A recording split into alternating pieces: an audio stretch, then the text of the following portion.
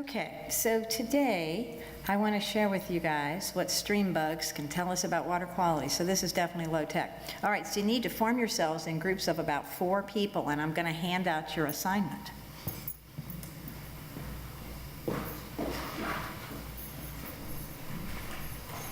This is quick and painless, it will not hurt. I only have 6 stream samples, so we're going to give you one. You can be a center of the stream here. Here we go. Form another stream. Let's see. Here's another one. I've got a couple more comments here. So why don't you guys go that way, all right? Okay.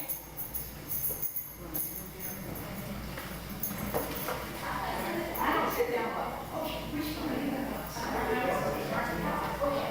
You want to do 20 tasks? Okay.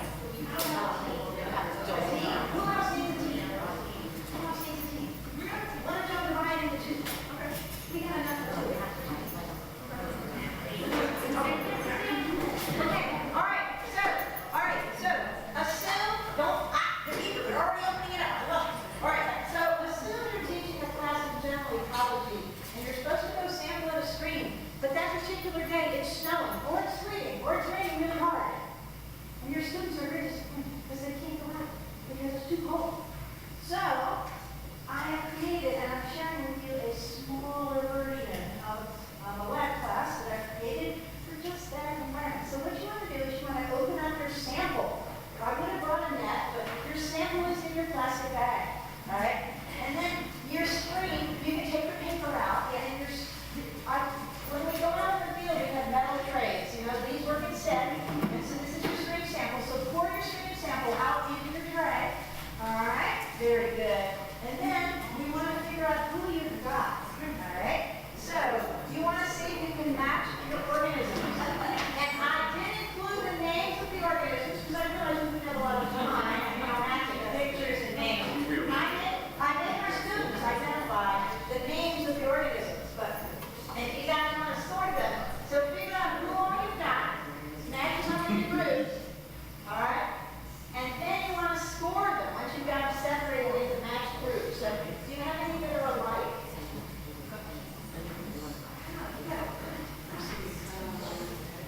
All right. So once you've found a group, then you want to put an X in the box next to the type of organism you have. All right. So say you have found a stonefly, put an X in the stonefly box. Okay? So you're not.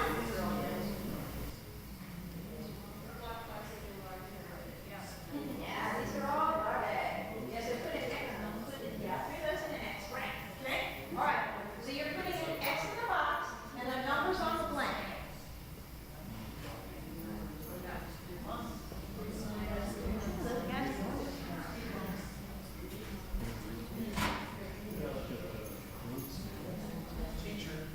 Teacher, yes. Yes.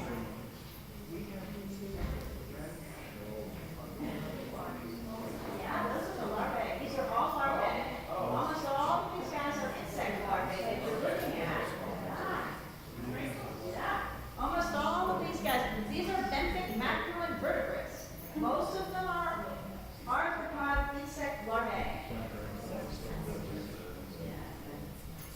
Good. You got your stream scored? You got it all next? Okay. All right. You got yours there. You're still working. We're almost done. All right. How's this team coming? You got it?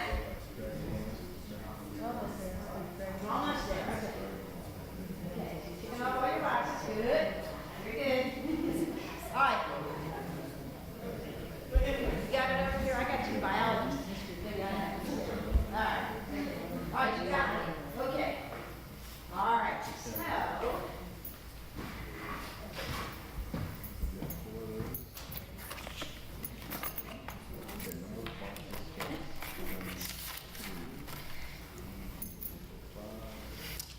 Okay, so what you guys have just done is you've sorted and counted benthic macroinvertebrates. Now, in a number of the classes we teach, including Bio 102, which is the second semester of general ecology, we go on field trips to nearby streams and have the students actually sample in the stream the live benthic macroinvertebrates, identify them, and go through a similar exercise to exactly what you guys have done.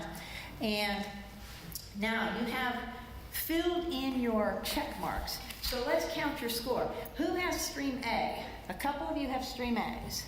Okay, ooh, okay, all right. So which sensitive groups did you have X's by? Read them out. Caddisfly larvae, Uh-huh. eldermites, megflies, drill snails, and stonefly. Okay, so that's how many boxes did you tick? 5. 5. Boxes times 3 is? 15. 15. There was math here. I didn't warn you. All right. I didn't warn you there was going to be math in it. All right. Okay. Another A team. What did you put down for somewhat sensitive? We had the damselfly and the dragonfly.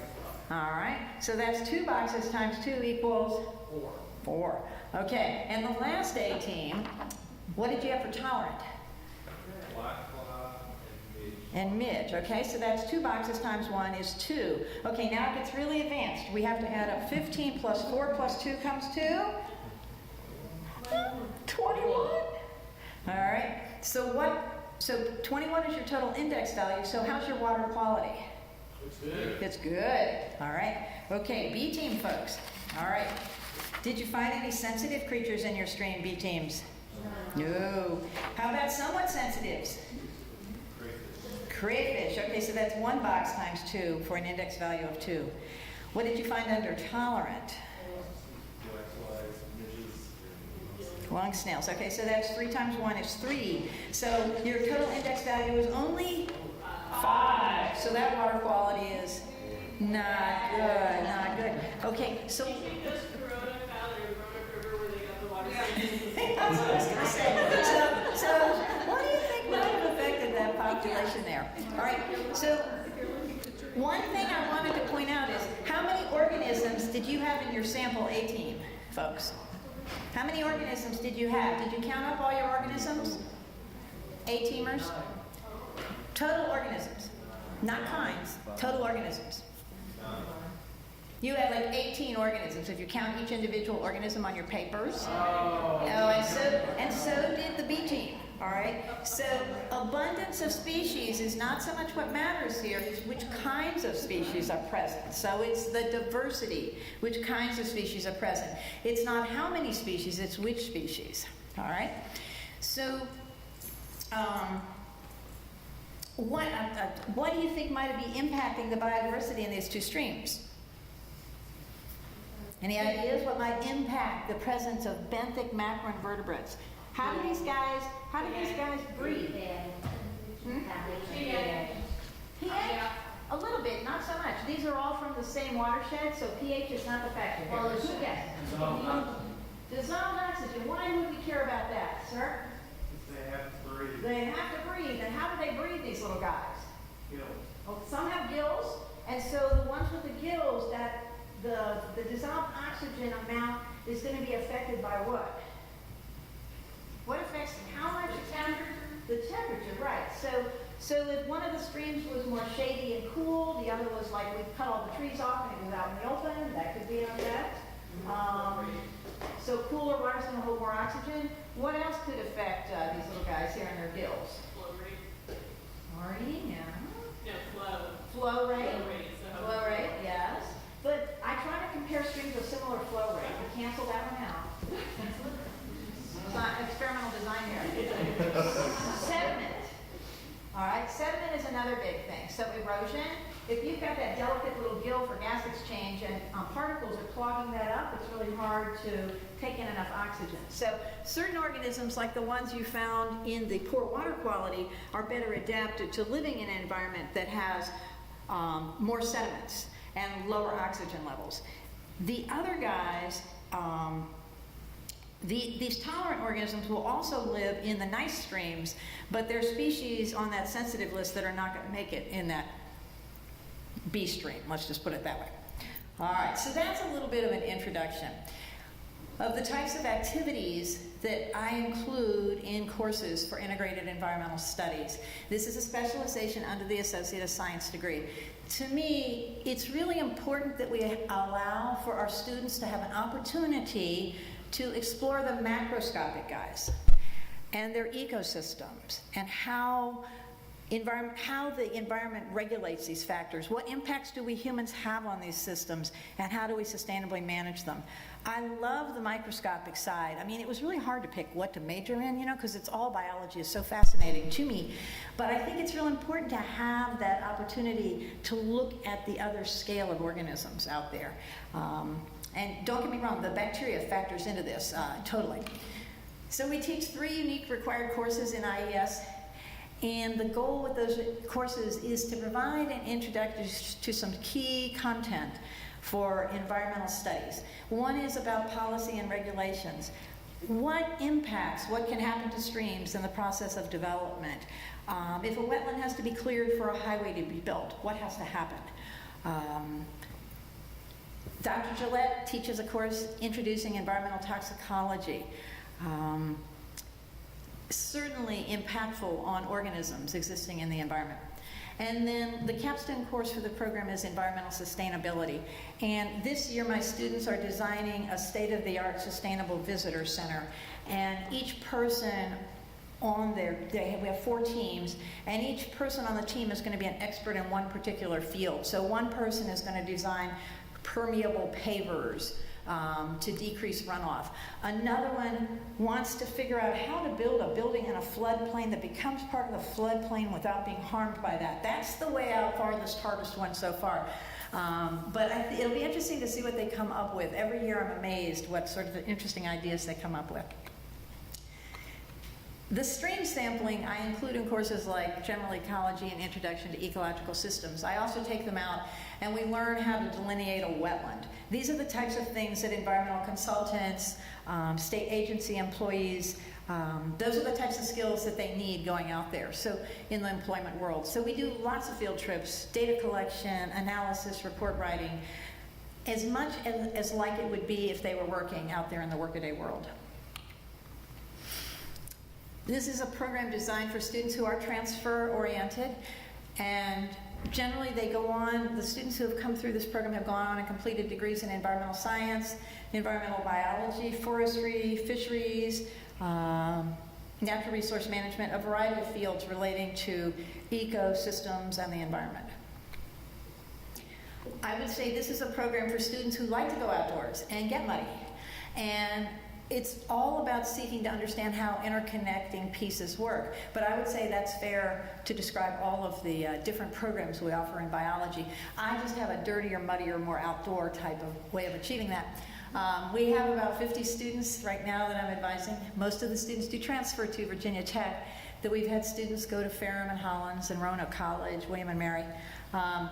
My proudest is, I got a couple, you know, like to brag on. One of our students has completed his master's degree in botany at Frostburg, and another is working towards her master's in environmental science at the Ohio State University.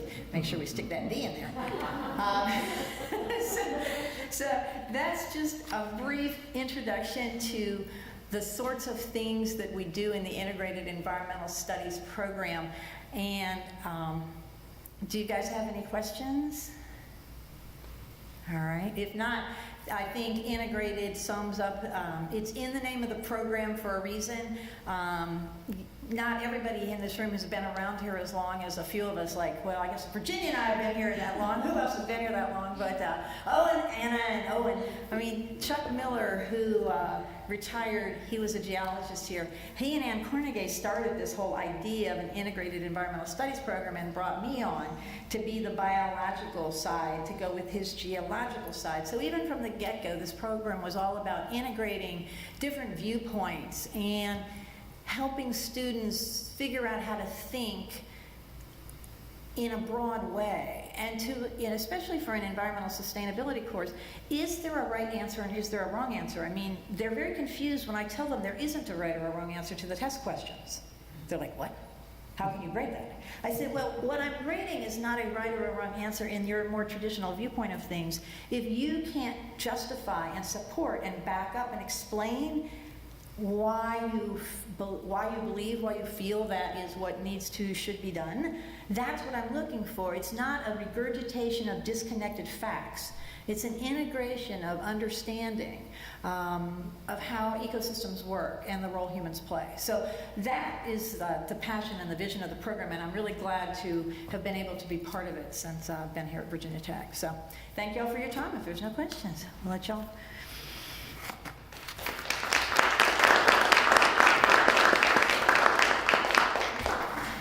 All right, and you can pass your streams to the middle of the aisle, and we'll reuse them in class this spring semester.